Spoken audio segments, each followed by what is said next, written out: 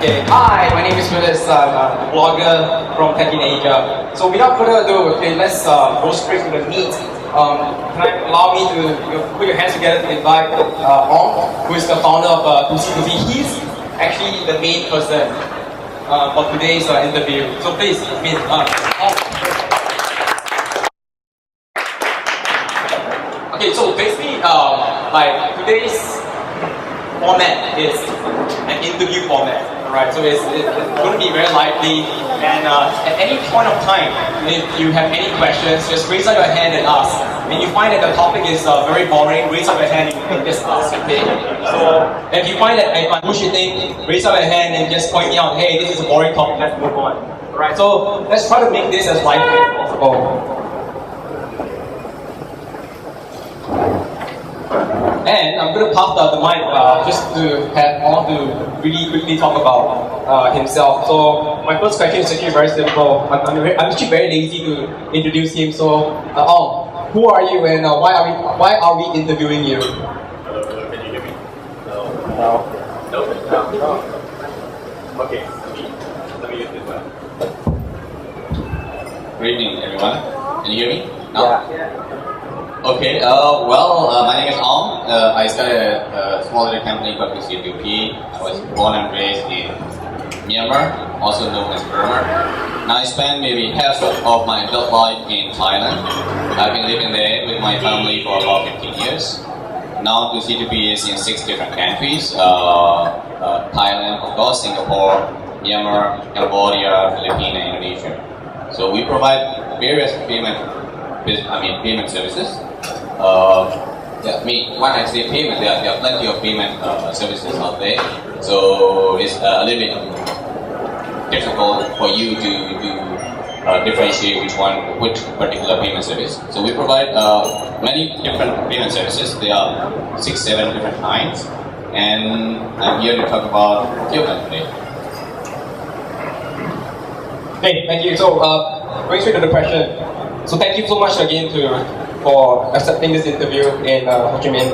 So before we go into C2P, so before building C2P, what are the few other companies that you have founded prior to C2P? Yep. Thanks for having me, by the way. Before starting C2P, I was trained as a computer programmer. I spent a few years developing payment-related program for a company. And then I started a payment company in 2003. That company simply developed payment platform and licensed the products to the bank. In Thailand, in Singapore, Philippines. So right now, about 85% of banks in Thailand use our technology for e-commerce processing. About 50% of banks in Singapore use our technology. Recently, we've had a few banks in Philippines using our technology. So that's basically the vendor business. Basically, we develop payment platform and then we license them. And then 2 years later, I started a company called PaySabai. PaySabai in Thailand. In Thai language means pay convenient, pay affordable. Basically, it was like a PayPal clone in Thailand. I was working a lot with a bank, and one of the bank officers told me that people really cannot come into Thailand due to the regulatory limitations.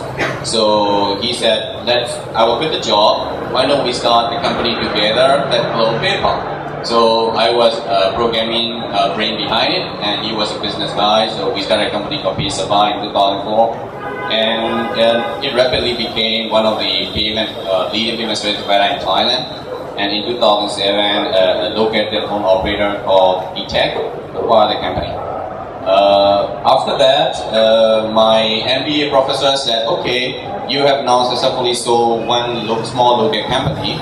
Now let's up the game a little bit and let's go to Singapore, set up a regional, based company, set up offices across different Southeast Asian countries, and let's repeat the success, hopefully second time.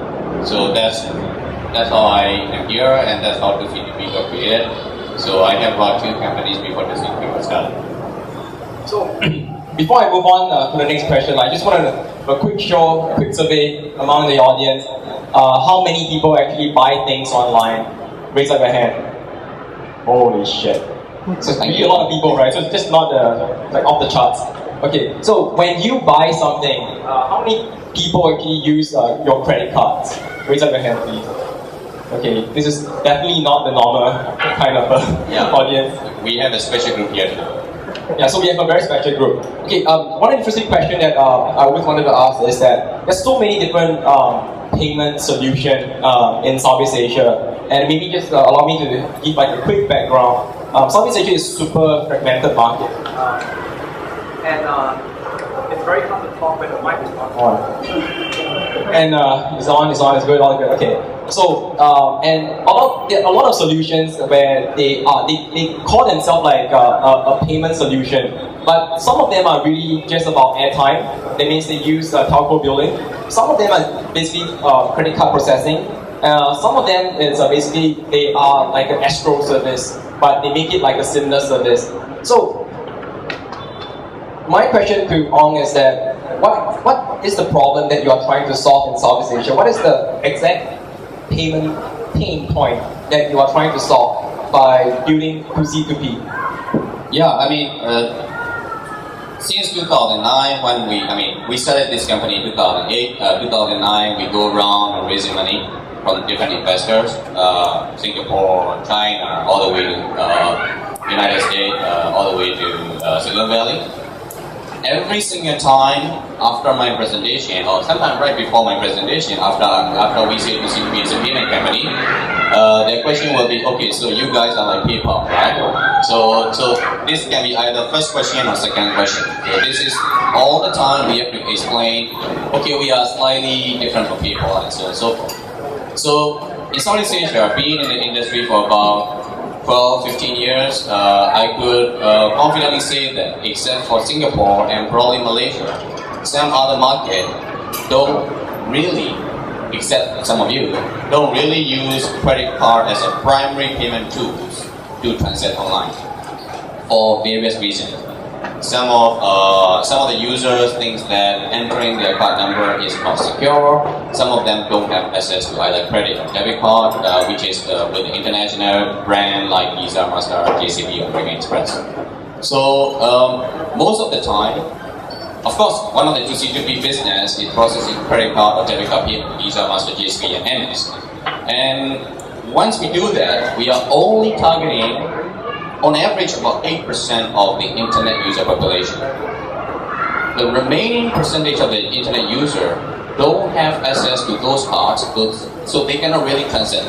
So whatever they are doing is they're simply doing window shopping, and then they go to a physical store, or they do a bank transfer, or they meet face to face to exchange the items.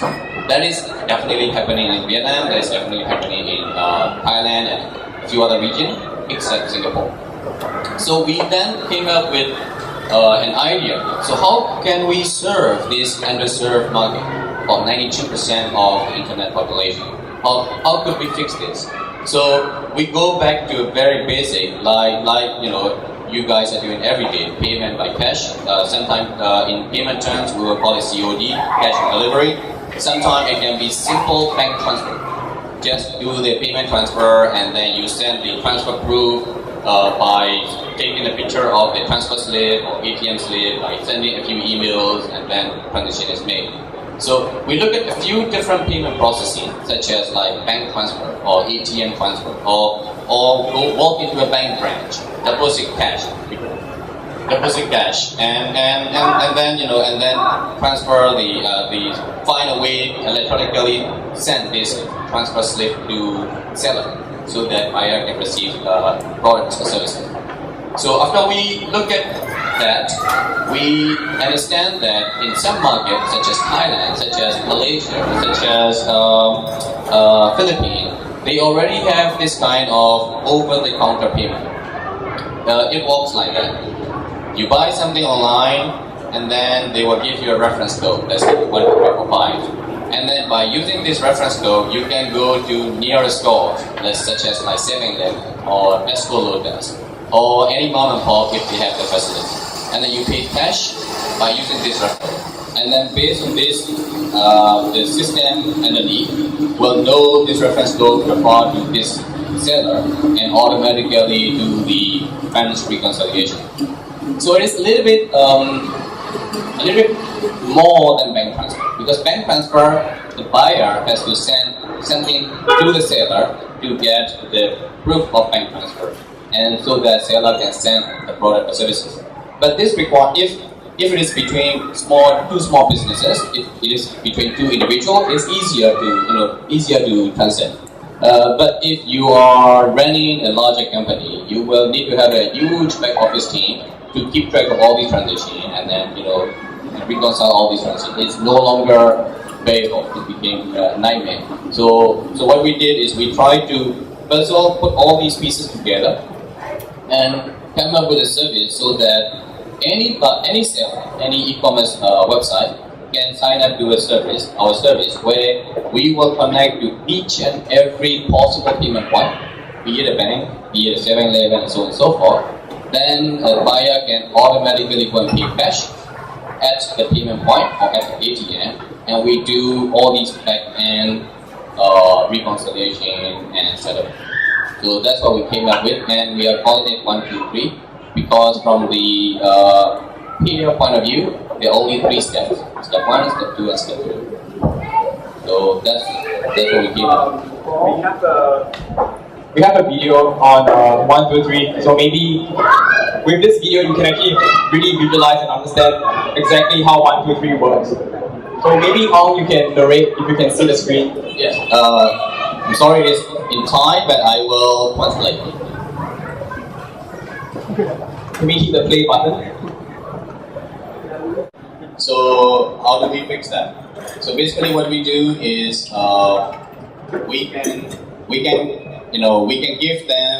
give our opportunity to pay at various outlets such as 7-Eleven here, or maybe at ATM, at a bank, at Tesco Lotus. So in 7-Eleven in Thailand, 7-Eleven is everywhere. Every street you will find one 7-Eleven. So what we do is we tie up with all these establishments, so you don't need to scan that paying slip and send to the seller and then they will reconcile. Basically what it does is automatically behind the scene, we do all this settlement job, so she will automatically get products, the products she's buying.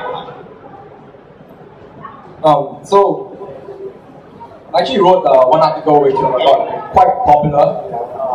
It's actually something that's very similar to the model like 1, 2, 3. So I actually did a student exchange in Taiwan. So in Taiwan, 7-Eleven is really, really popular. You can go to any 7-Eleven and buy any kind of shit, really. So you can buy like airplane tickets, train tickets, bus tickets, concert tickets, and if you go to Yahoo Kimo, you can actually buy like e-commerce.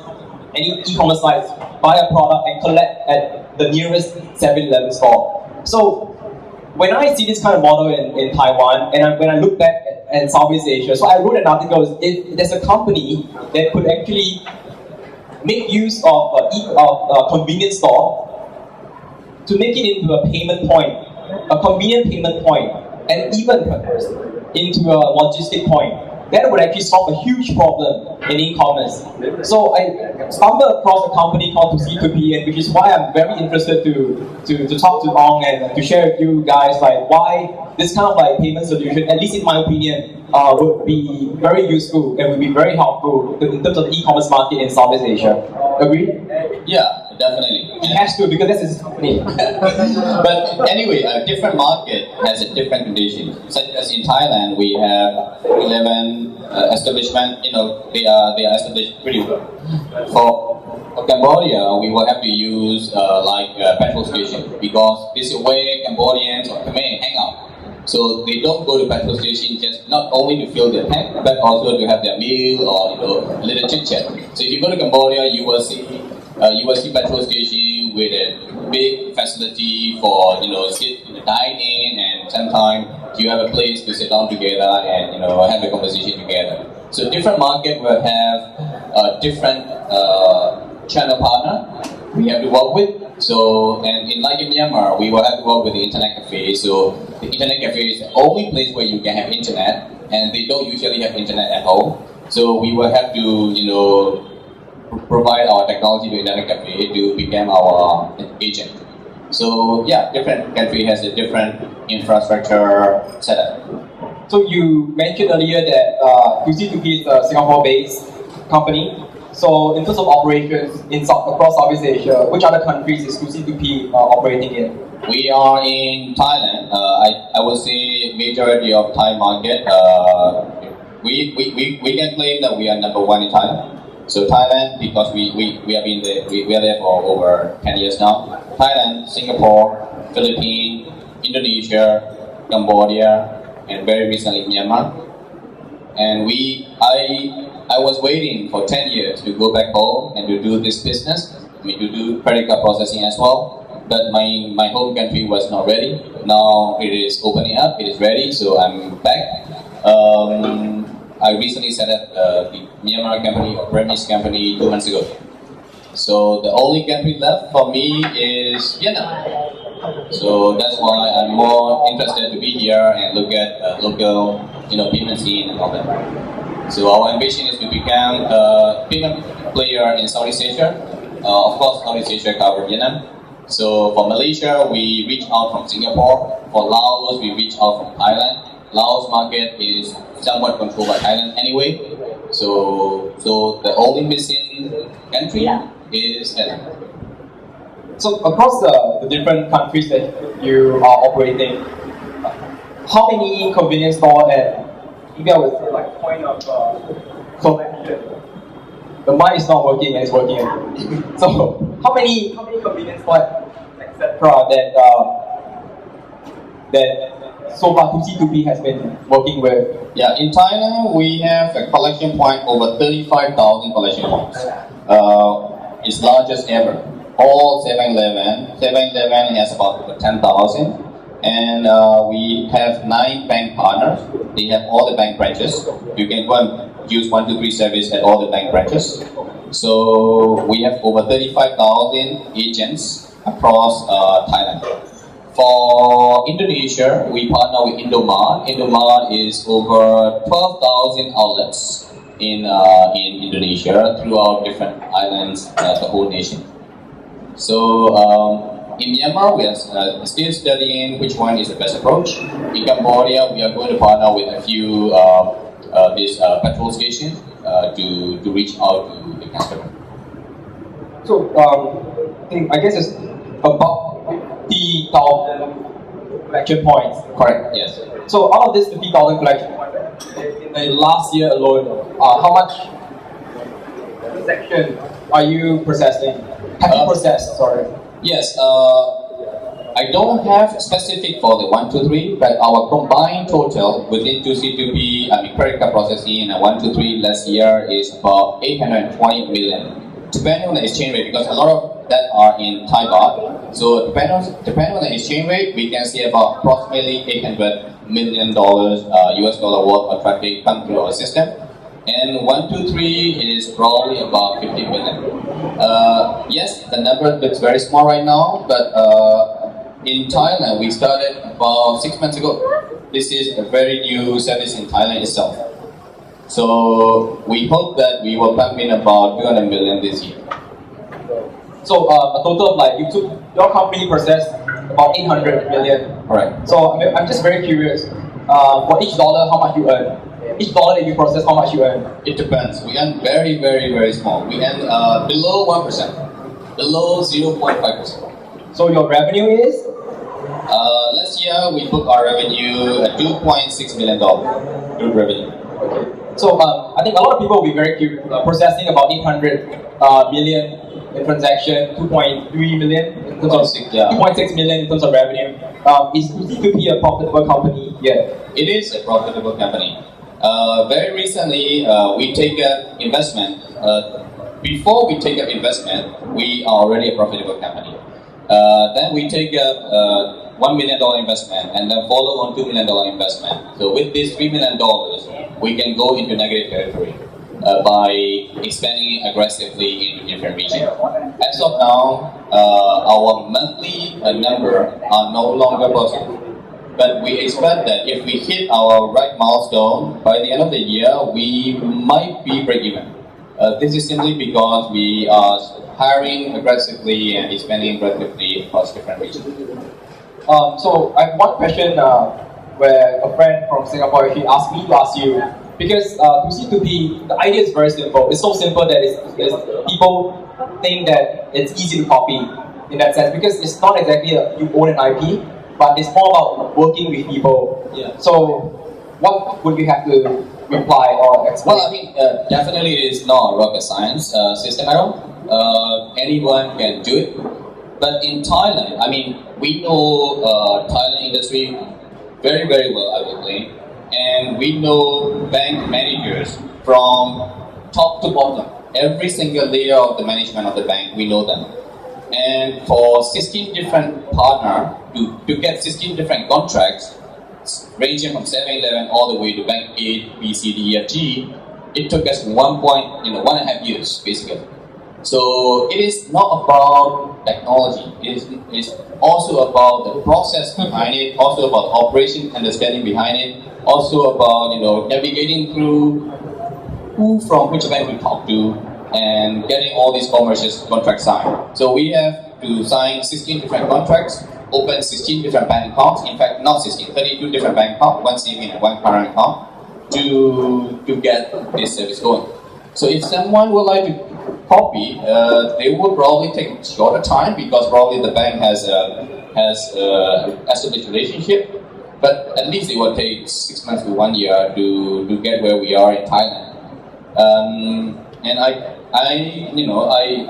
love competition, and I think anyone can copy. But 1, 2, 3 itself is not a permanent solution. This is a gap we are trying to bridge before all these people in every single developing country get access to debit or credit card. Once they have access to debit or credit card, this service is no longer required. So in fact, one of the services we provide is 1, 2, 3 became the backbone of the service we are providing. We are providing another service called Prepaid Card. So basically, we are issuing Prepaid Card to the end user, which is Visa or Mastercard branded card.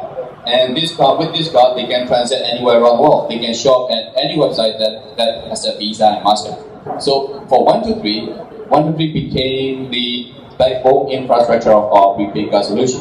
So user can go to 7-Eleven to load our prepaid card value. So this way, they can use this prepaid card number to shop anywhere around the world. So we have two-step approach for 1, 2, 3. So yeah, I think it will be So far, in your experience running to C2P, what have been some of the challenges that you faced? Well, regulatory challenges is the first one. Each and every country we go into, they have their own different requirements, because we are providing payment processing service. We are handling public money, and because of that, different country has a different requirements. Thailand, Central Bank requires different things. In Singapore, MBS require different license. So we work with every local authority to get the necessary license to operate in each and every country. So for instance, in Thailand, we have a Central Bank license to operate the service. In Singapore, we have to work with an organization that already has an MAS clearance. In Indonesia, we have to work with Bank Indonesia, licensee holder, and so on and so forth. And I'm sure in Vietnam, if we ever set up an establishment here, we will have to work with the Central Bank here, or someone or an entity that has a Central Bank clearance. So that is the key. Bye bye. Bye. Have a great day. Please come again. Cheers. Alright, good evening. Okay, so you're processing 800 million a year, and I'm just wondering, how big is your team? As of yesterday, we have 56. We are hiring about 5 to 10 people every month. So last year, I had 37. Now we have 56. And this extra 20 people, mainly we grab from the banks and maybe payment processor. In Singapore, we are hiring people from Nets. In Thailand, we are hiring top talent from one of the banks we work with. So they are not junior, new hire, fresh graduates. The additional 10 are like very senior management position who understand the market very well. So we could then focus on each and every market. Because in payment business, we have two sides. One is called acquiring business, which is accepting payment. Another one is called usage or issuing business, where you will have the cardholder transacting at a specific establishment. So we need talent from both sides. So, a lot of entrepreneurs will face the same problem when they're trying to scale in Southeast Asia.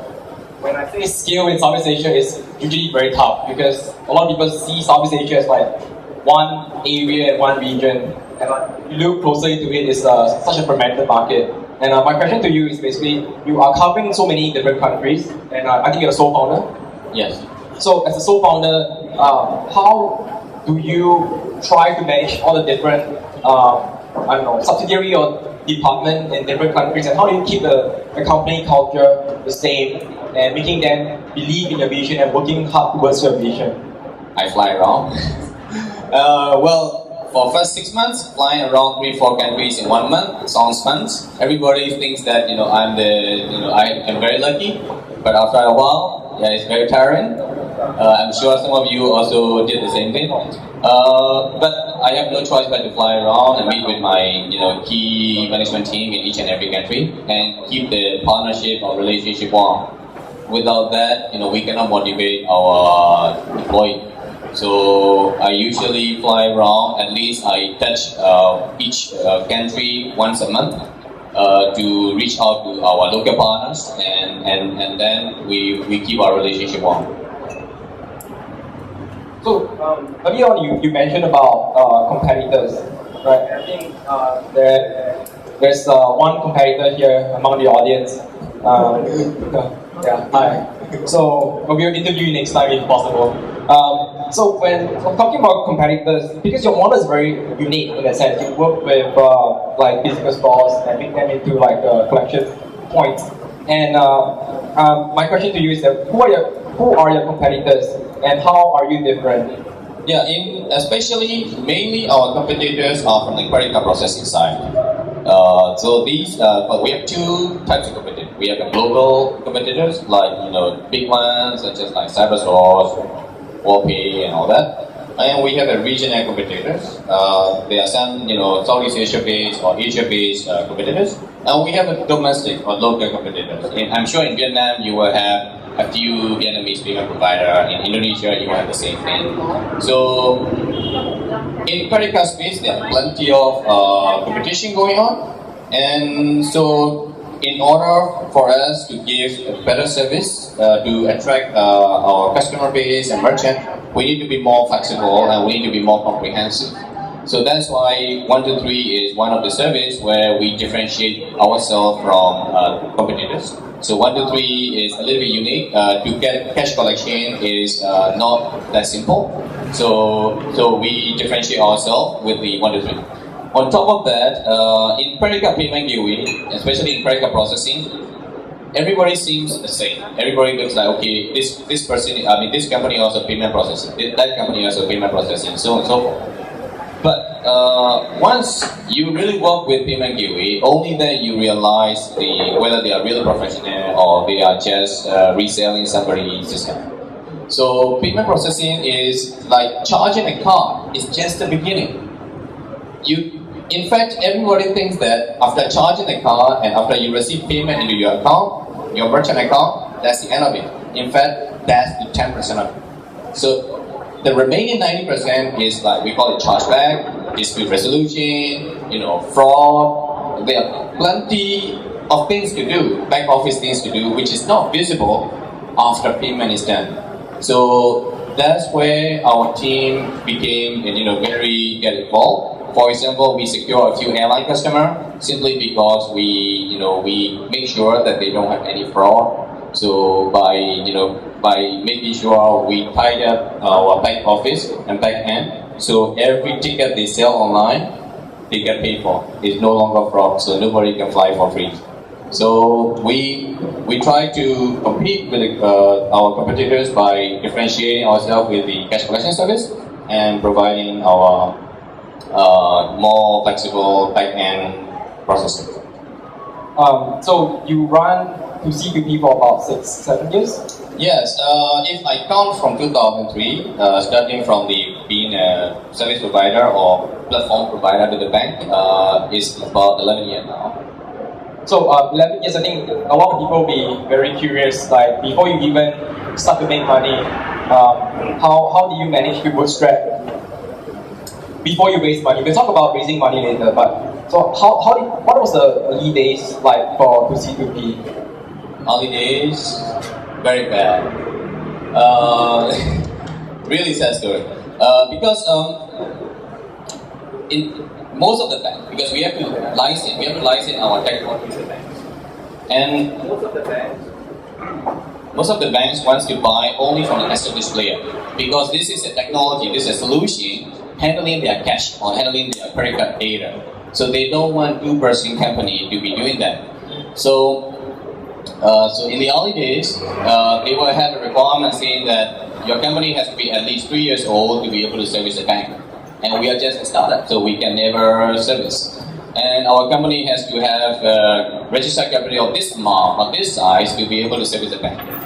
So what we have to do is we have to go around and pay a larger company some commission to pass through. So we have to pass through the deal through like IBM or like ATOS Origin and all these established player, and we became their channel partner and we sell our solution that way. And sometimes we give away for free. So we give away with, we sell the solution with $1 basically. So this way we hope that we will get second customer after we secure the first customer. So in 2003, after we developed the software, we gave away the solution with $1 in Thai currency to one of the local bank. And this gentleman, negotiated me in a very tough way. So since that meeting, I say, okay, one day if I have a chance to ever work with this gentleman, I will do that. 10 years later, I hired him last year, and he is now working as a CEO of Thailand. And I'm very lucky to have him. He has a very strong track record. He has about 20 years payment experience. So he was running the department of the bank at the time. So he was the leading payment gateway bank, eCommerce bank in Thailand at the time. He was the head of department. So now he is my business partner. Basically your employee. Business partner. Employee.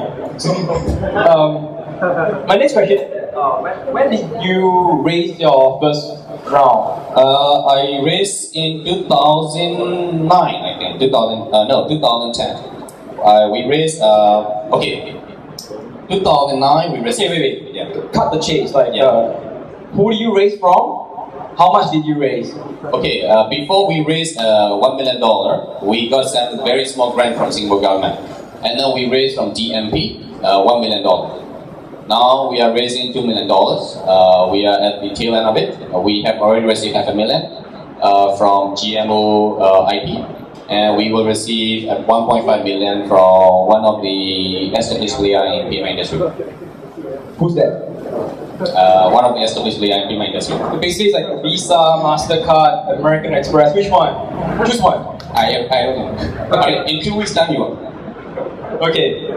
So actually, my question is that because not everyone understands the pain point of payment of e-payment in Southeast Asia. So how do you actually convince your investor to give you $1 million to run this company? We have to, before I could get this $1 million investment, and I talked to, I would say, about 50 to 60 VCs across the world, including some VC in Silicon Valley and some VC in China. And finally, we end up raising from DMP because they really understand the e-commerce industry, and they really think that payment is the fundamental, the infrastructure for e-commerce industry to be successful. And they invested a lot in different e-commerce websites. So they think payment is one of the necessary tools for their investees to be successful. So luckily we found them, and we could fully convince them. Because most of the time e-commerce players forget about payment. They love to go out and set up their website, scout for the best product or services available, Then, right before they launch the website, then they think that, okay, how do we collect payment for our products? Only then they panic, and then they start looking for the payment service provider. So, yeah, luckily GMP understand e-commerce landscape in Southeast Asia, and we get a chance to work with them.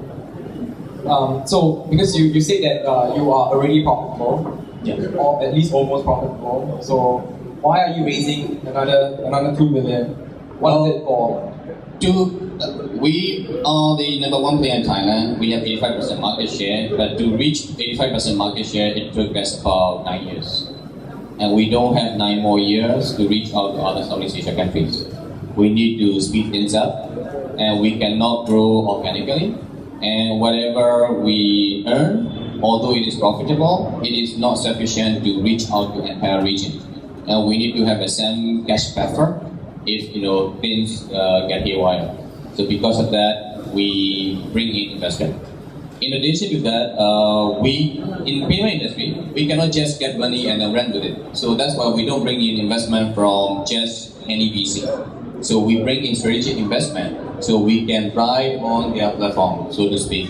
So we can, if it is an established player, we can ride on their brand. We can use their channel to reach out to the merchant. So that's the strategy we use. That's why GMO is a payment gateway player. They are just like listed payment system in Japan, and the second one is an international player. So we will have a chance to use their channels to reach out to the market. So you mentioned about that Vietnam is one of the markets that you are looking at, especially this year. So question is, what are the plans for Vietnam, and how are you going to kickstart your operations in Vietnam? I know very little about Vietnam. I could claim that I know the rest of the countries in Southeast Asia quite well, but Vietnam is pretty new to me. So this trip I'm meeting 5 different potential partners to look for partnership opportunities, and then we go from there. Our investor is going to be here too, and we will go and meet different potential partners, and we will find ways to establish here. So throughout this 11 years running C2P, are there any potential acquirers that actually approach you wanting to buy your solution, or at least your network? Yeah, we have a couple, but not so serious ones. But I think right now, if you look at the M&A market for past 5 years, every year you will see 1 or 2 companies being acquired by the international player, and the payment industry is consolidating. So I think in a I would say 3 to 5 years time frame, there will be some potential partner who might want to get involved in our business. Curious question: How much is C2P valuated right now? Well, this is now sort of like public information anyway, so I can say this. The C2P is currently 13 million pre-money, 15 million post-money.